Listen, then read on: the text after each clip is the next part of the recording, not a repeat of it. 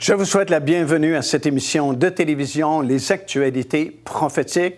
Eh bien, comme vous le savez sans doute, nous sommes dans une nouvelle saison et nous sommes en train de parler de différentes paroles prophétiques qui ont été données tout d'abord par Jacob sur ses 12 fils qui ont formé les 12 tribus d'Israël, qui a donné naissance au pays d'Israël, au peuple d'Israël plutôt. Et nous allons parler également de certaines paroles prophétiques prononcées par Moïse également sur les 12 fils de Jacob, sur les 12 tribus qui ont formé Israël. Nous sommes en train de parler justement de la première tribu, le premier-né de Jacob, qui est Ruben. Et nous avons expliqué que Ruben, tout comme Gad et Manassé, ont choisi de ne pas prendre leur territoire dans le pays qui avait été promis à Abraham par Dieu, mais de s'établir plutôt du côté est du Jourdain, dans ce territoire qu'on appelle aujourd'hui la Jordanie. Et Ruben a réclamé le territoire sud de cette région-là. Gad a été établi dans la région de Moab et puis Manassé plus vers le nord dans le territoire d'Ammon. Et c'est à la suite d'avoir vu la beauté de ce territoire-là qui semblait bon pour leurs troupeaux, parce que autant Manassé que Gad que Ruben avaient d'énormes troupeaux, et puis il semblait que cette région-là était favorable, était bonne pour l'élevage et garder leurs troupeaux. Et ils ont fait la demande à Moïse de ne pas s'établir dans le pays de Canaan, mais de plutôt de s'établir dans cette région-là. Et Moïse leur a donné la permission à la condition qu'ils participent à la conquête quand même du pays de Canaan avec leurs frères, qu'ils puissent combattre avec leurs frères, et ils ont accepté cette condition-là. Alors voici la première prophétie que Jacob a donnée sur ses 12 fils. Il va s'adresser premièrement à Ruben, évidemment, parce que c'est le premier-né. Et dans Genèse, le chapitre 49, verset 3 et verset 4, nous lisons la parole prophétique qui a été donnée par Jacob sur Ruben, dans ces termes. « Ruben, toi, mon premier-né, ma force et les prémices de ma vigueur, supérieur en dignité et supérieur en puissance, impétueux comme les eaux, tu n'auras pas la prééminence, car tu as monté sur la couche de ton père et tu as souillé ma couche en y montant. » Alors évidemment, nous réalisons que Ruben a perdu son droit d'aînesse, son droit de premier-né, parce qu'à l'époque, il y avait un grand privilège rattaché au fait que c'était le premier-né. Parce qu'il a commis ce péché, il a souillé la couche de son père. Et nous lisons les détails dans la parole du Seigneur, dans le livre de la Genèse tout d'abord, et ensuite dans le premier livre des Chroniques dans l'Ancien Testament. Nous lisons ceci. D'abord dans Genèse chapitre 35, des versets 21 et 22, ça dit « Israël partit, et il dressa sa tente au-delà de Midgal-Éder. » Midgal-Éder, c'est dans la région de Bethléem, si vous vous souvenez. Et c'est là que le Seigneur Jésus-Christ est né, tout près de Midgal-Éder. Pendant qu'on habitait cette contrée, Ruben alla coucher avec Bilhal, la concubine de son père, et Jacob l'apprit. Et dans 1 Chronique, le 5e chapitre, et au 1er verset, voici ce qui est écrit. « C'était le premier-né, Ruben, mais parce qu'il souilla la couche de son père, son droit d'aînesse lui fut enlevé et donné à Joseph, fils d'Israël. Toutefois, Joseph ne fut pas enregistré dans les généalogies comme le premier-né. » Alors, nous apprenons que Ruben a perdu son droit d'aînesse à cause du péché qu'il a commis, mais d'un autre côté, nous allons voir qu'à la toute fin, il va retrouver son droit d'aînesse parce qu'il sera mentionné en premier dans la distribution du pays durant le millénium ou le règne de 1000 ans à venir. Et voici la prophétie que Moïse a donnée sur Ruben, que nous retrouvons dans le livre du Deutéronome, dans le 33e chapitre et au verset 6. Moïse a dit ceci, « Que Ruben vive et qu'il ne meure point, et que ses hommes soient nombreux. » Qu'ils vivent et qu'ils soient nombreux parce que, effectivement, la tribu de Ruben a beaucoup diminué en nombre, principalement à cause de la révolte de Corée que j'ai mentionnée lors de l'émission précédente, parce qu'il y avait eu cette révolte dans le désert d'un prêtre lévite qui a voulu usurper l'autorité que Dieu avait donnée à Moïse et à Aaron. Et il a été soutenu par 3 des fils de Ruben. Et comme j'ai expliqué, Dieu a jugé tout ce monde-là qui s'était rebellé contre Moïse et Aaron. Et il y avait beaucoup de personnes qui venaient de la tribu de Ruben. Alors déjà, beaucoup de personnes sont mortes dans le désert de la tribu de Ruben et le nombre de la tribu de Ruben a diminué considérablement. Et aussi à cause de son péché, il a perdu son droit d'aînesse et à cause de cela, la tribu n'a pas prospéré autant que la plupart des autres tribus. Mais la prophétie que Moïse a donnée, c'est qu'au moins qu'ils demeurent nombreux sans perdre à nouveau de personnes. Ici l'évangéliste Mario Massicotte qui vous invite à vous inscrire à notre lettre de nouvelles électronique.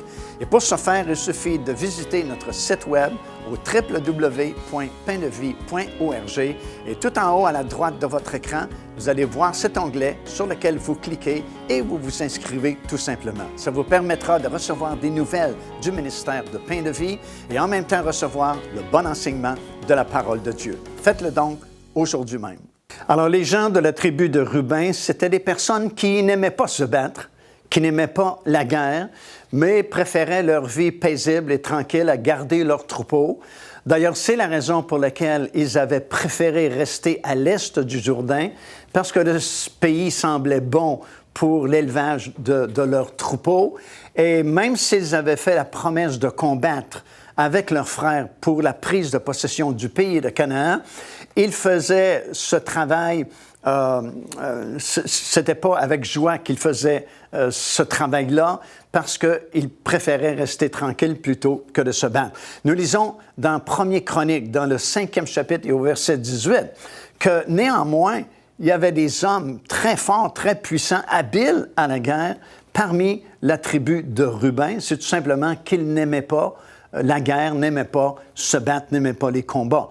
Nous lisons ceci, les fils de Ruben, les Gadites, ceux qui faisaient partie de la tribu de Gad, et la demi-tribu de Manassé, avaient de vaillants hommes, portant le bouclier et l'épée, tirant de l'arc et vraiment exercés à la guerre. Alors, ce n'est pas qu'ils n'avaient pas de bons guerriers, de vaillants hommes, comme nous avons lu, mais c'est tout simplement qu'ils n'aimaient pas la guerre et préféraient une vie paisible. Ils étaient toujours hésitants à se joindre à leurs frères pour prendre possession du pays de Canaan. Et même à l'époque de Déborah, on se souvient de Déborah qui a fait beaucoup de guerres et elle les avait invités, comme elle avait invité les autres tribus, mais ils ont refusé cette fois-là, de se joindre à leurs frères sous les rangs qui avaient été formés par Déborah. Et on lit dans le livre des Juges, le 5e chapitre, les versets 15 et le verset 16, lorsque Déborah leur a demandé de se joindre à eux pour combattre l'ennemi, la Bible dit qu'il y a eu de grandes délibérations et finalement, ils ont rejeté l'invitation de Déborah et ne se sont pas joints à leurs frères pour combattre à cette époque-là. Comme je mentionnais, ils préféraient leur troupeau, préféraient rester tranquilles, mais vous savez, quelquefois, on ne peut pas éviter les conflits. Et c'est la même chose aujourd'hui, même si nous sommes sauvés, même si nous avons accepté le Seigneur Jésus-Christ comme notre Sauveur et Seigneur, nous ne pouvons pas éviter les conflits parce que dès l'instant, vous savez, dès le moment où nous acceptons le Seigneur Jésus-Christ, on s'est fait un ennemi.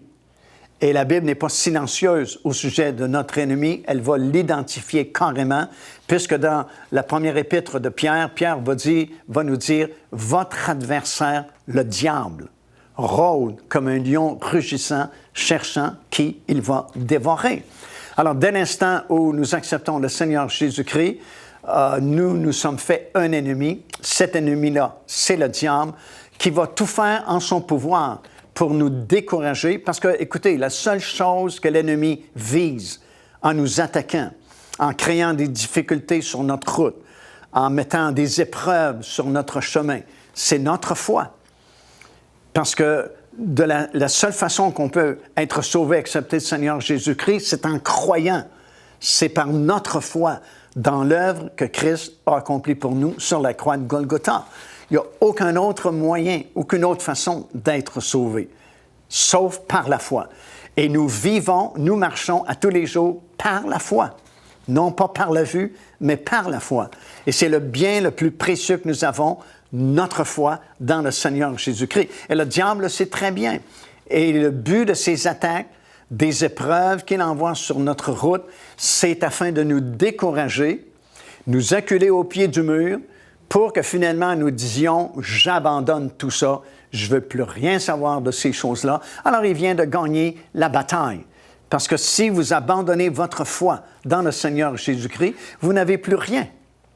Parce que la Bible dit à plusieurs reprises, c'est par la foi que mon juste vivra. Nous vivons par la foi et c'est ce que l'ennemi attaque dans notre vie. Alors, tout comme on ne peut pas éviter tous les conflits, même si nous sommes sauvés dans le Seigneur Jésus-Christ, bien, c'était la même chose à l'époque. Ruben, qui n'aimait pas la guerre, puis en fait, personne n'aime la guerre, mais c'est comme quelque chose d'inévitable quelquefois, bien, il devait s'allier avec ses frères pour tenir sa parole, garder la promesse qu'ils avaient faite à Moïse de participer pour la conquête du pays de Canaan. Alors, c'est pourquoi la Bible nous exhorte même aujourd'hui à se revêtir de toutes les armes de Dieu afin de tenir ferme contre les ruses du diable. Et c'est la même chose qui se produisait à l'époque. Il a bien fallu que Ruben, malgré qu'il n'aimait pas les luttes, les combats et les conflits, puisse s'allier quand même avec ses frères pour permettre la conquête, la prise de possession du pays que Dieu avait promis à Abraham, Isaac, Jacob et à leurs descendants à perpétuité. Alors, lorsqu'ils ont finalement décidé d'aller combattre avec leurs frères pour les aider à prendre possession du pays, lorsqu'ils sont revenus de ce côté-ci du Jourdain, ils ont construit un énorme autel. Et les autres tribus ont eu peur qu'ils créent une controverse dans le pays, mais ils ont dit non, c'est juste pour se souvenir que nous appartenons, nous aussi, aux 12 tribus. Devenez partenaire avec ce ministère par votre soutien financier et aidez-nous à planter le flambeau de l'Évangile à travers le monde entier. Vous recevrez un enseignement audio à tous les mois de la part de l'évangéliste Mario Massicotte, ainsi que notre bulletin de nouvelles prophétiques incluant des enseignements bibliques, des nouvelles du ministère et des commentaires sur les actualités prophétiques. Débutez dès aujourd'hui en visitant notre site web www.paindevie.org ou par courriel à info@paindevie.org. Procurez-vous cet enseignement disponible dès maintenant sur notre site web au www.paindevie.org. En visitant notre boutique web, vous pourrez commander ou même télécharger les enseignements. Vous trouverez aussi plusieurs autres produits contenant des centaines de sujets pour votre édification. Lorsque Ruben finalement est revenu dans son territoire, ils ont voulu créer comme une espèce de souvenir pour les générations futures en bâtissant cet énorme hôtel. C'était un très gros hôtel qu'ils ont construit sur le Jourdain, vraiment, parce que le Jourdain séparait le côté ouest, le pays promis, du côté est, qu'on appelle aujourd'hui la Jordanie. Et lorsque, après avoir combattu avec ses frères pour les aider à prendre possession justement du pays promis, ils sont revenus du côté est du Jourdain et ils ont voulu construire cet énorme hôtel. Et puis les autres tribus ont eu peur parce qu'ils se sont dit, ils veulent construire un hôtel pour offrir des sacrifices, pour faire compétition au tabernacle qui avait été établi à Silo, au nord de Jérusalem, parce qu'encore une fois, comme j'ai déjà expliqué, on ne pouvait établir le tabernacle à Jérusalem parce que Jérusalem était sous le contrôle des Jébusiens et que ça a pris beaucoup d'années. En fait, ce n'est qu'au temps de David que David a décidé de s'emparer du territoire des Jébusiens et de déclarer que maintenant, ça s'appellerait la cité de David, la ville du grand roi. Mais en attendant que David vienne au pouvoir et prenne de force le territoire des Jébusiens, le tabernacle avait été fixé à Silo, à quelques kilomètres au nord de Jérusalem. Et c'est là que les sacrificateurs faisaient leurs travaux. C'est là qu'on offrait des sacrifices à l'Éternel. C'est là que les 3 grandes fêtes annuelles étaient célébrées. Mais lorsque Ruben et Gad et Manassé sont revenus de ce côté-ci du Jourdain et qu'ils ont bâti cet énorme autel, les autres tribus du côté du pays de Canaan ont pensé qu'ils voulaient maintenant offrir des sacrifices à l'Éternel à cet autel-là et célébrer les 3 grandes fêtes, non pas à Silo avec les autres tribus, mais célébrer, eux, les 3 tribus de ce côté-ci du Jourdain. Et ils ont envoyé une délégation pour parler à Ruben et leur tribu au sujet de cet autel qu'ils avaient construit.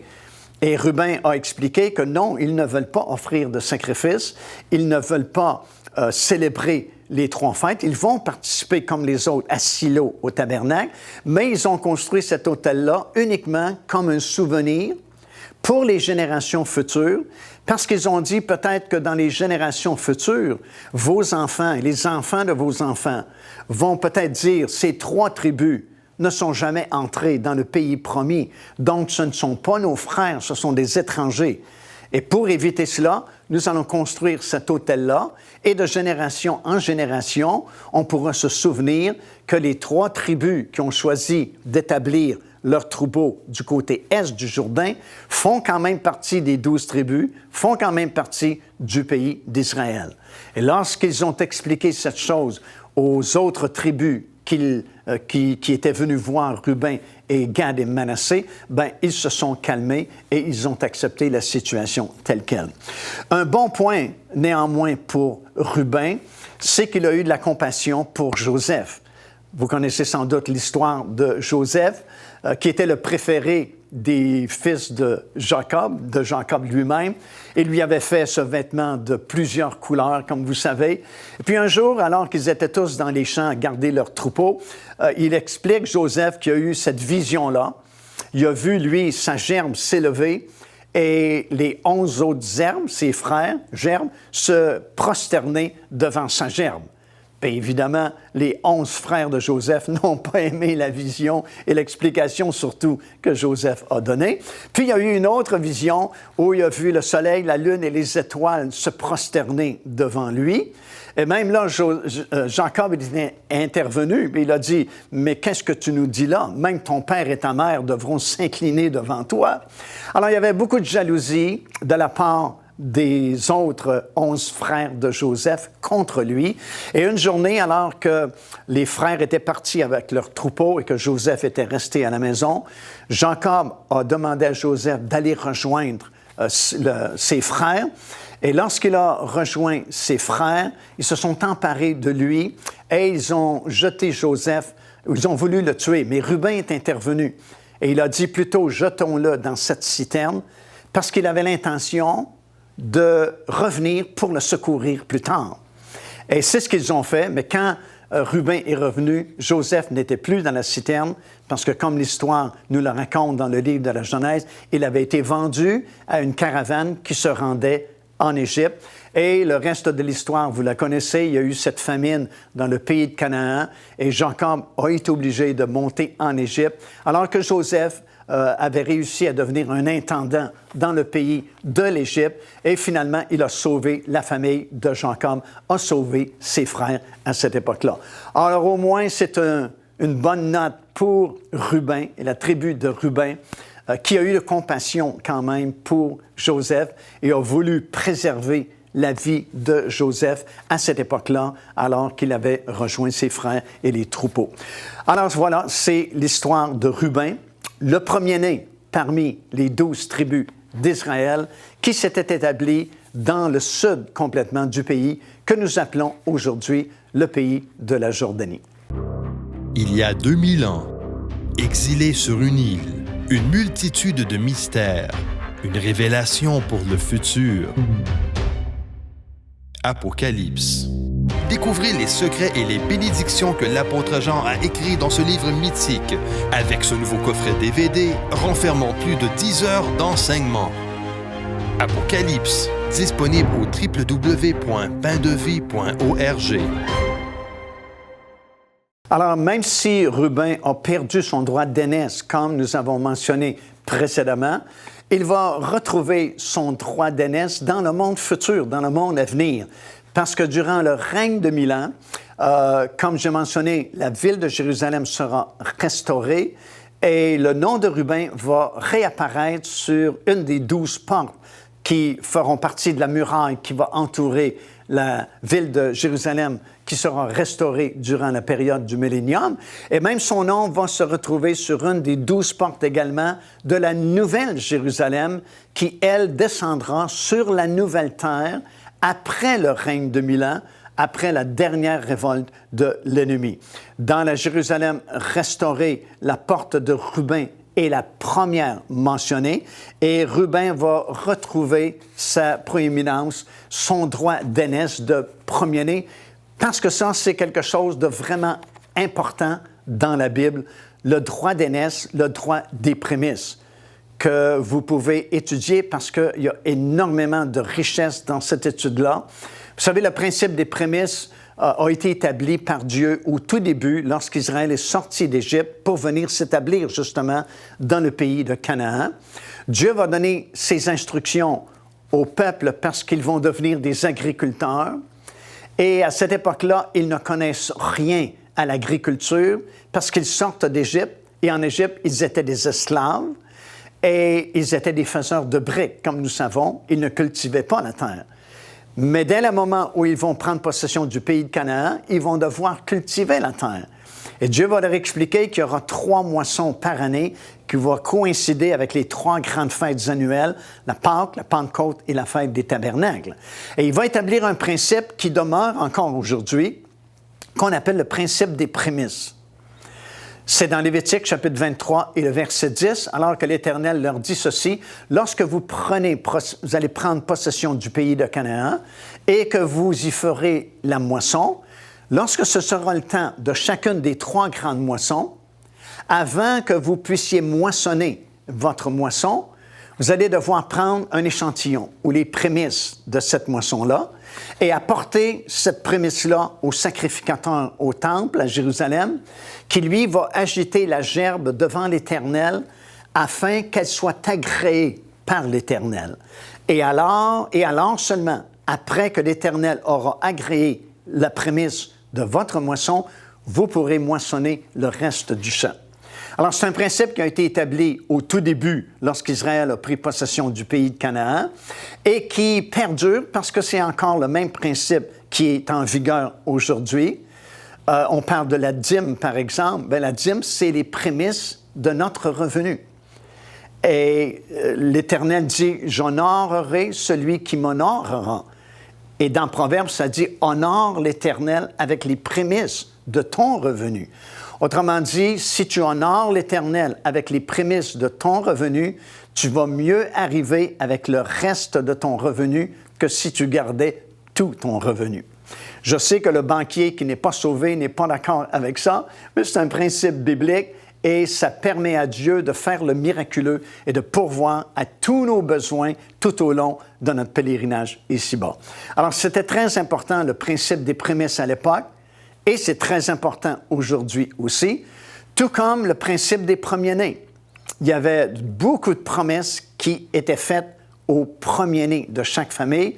Il y avait même double héritage pour le fils premier-né. Et c'est ce que Ruben avait perdu à cause du péché qu'il avait commis, comme on a étudié ensemble. Mais dans la grâce, la miséricorde de Dieu, il retrouve son droit d'aînesse à la toute fin, puisque son nom est mentionné en premier, et dans la Jérusalem qui sera restaurée durant la période de 1000 ans, et la nouvelle Jérusalem qui sera établie après le règne de 1000 ans et qui va durer éternellement. Ça, c'est dans Ézéchiel chapitre 48 et le verset 6 que nous retrouvons ces choses-là, alors qu'il mentionne spécifiquement le nom de Ruben et la tribu de Ruben, qui sera à nouveau honoré malgré son péché, malgré la chute qu'il y a eu. Et ça nous enseigne encore une grande leçon, que même si nous tombons, même si nous avons des manquements, même si nous commettons le péché, lorsqu'on se repent et que nous revenons à l'Éternel, nous sommes rétablis dans sa présence et à nouveau, les écluses des cieux peuvent s'ouvrir sur nous. Et nous avons un exemple vivant ici, un exemple frappant de la grâce et la miséricorde de Dieu envers Ruben, qui a quand même déshonoré son père, a perdu même son droit de premier-né, de fils premier-né, mais à la toute fin, il va retrouver son privilège, va retrouver son droit d'aînesse, et son nom est mentionné en premier dans la distribution des 12 portes de la ville de Jérusalem, autant la ville de Jérusalem qui sera restaurée durant la période de 1000 ans, que finalement la nouvelle Jérusalem, qui, elle, va demeurer indéfiniment, elle sera là éternellement, parce que là, on rentre dans un temps nouveau, alors que le Seigneur Jésus-Christ est revenu, le millénium est terminé, les choses ont changé, il y a de nouveaux cieux, une nouvelle terre et la nouvelle Jérusalem qui s'établit pour l'éternité à tout jamais. Procurez-vous cet enseignement disponible dès maintenant sur notre site web au www.paindevie.org. En visitant notre boutique web, vous pourrez commander ou même télécharger les enseignements. Vous trouverez aussi plusieurs autres produits contenant des centaines de sujets pour votre édification. Quelle leçon, encore une fois, pour nous en terminant cette émission aujourd'hui. Même si Ruben a commis un péché, il est rétabli à la toute fin. Et c'est encourageant pour nous parce que la Bible dit si quelqu'un a commis un péché et s'il le confesse, le Seigneur Jésus-Christ est fidèle et juste pour nous pardonner. Et tout ce que nous avons à faire, c'est vraiment se repentir, confesser notre manquement, confesser notre péché. Et la Bible dit il est fidèle et il est juste pour nous pardonner. Et le sang précieux de Jésus nous purifie de tout péché et on peut continuer notre chemin, être même rétabli si nous avons perdu du terrain dans notre marche avec le Seigneur Jésus-Christ, parce que nous comptons sur la fidélité de Dieu, nous comptons sur sa bonté, sur sa miséricorde qui se multiplie à la fois à chaque personne, même si nous avons eu des manquements ou nous avons commis des péchés. Revenez à Jésus, il pardonne toujours. Car Dieu a tant aimé le monde qu'il a donné son Fils unique, afin que quiconque croit en lui ne périsse point, mais qu'il ait la vie éternelle. Téléchargez gratuitement l'enseignement « Le salut, c'est quoi ?» en visitant notre site web www.paindevie.org et recevez la grâce merveilleuse que Dieu vous offre.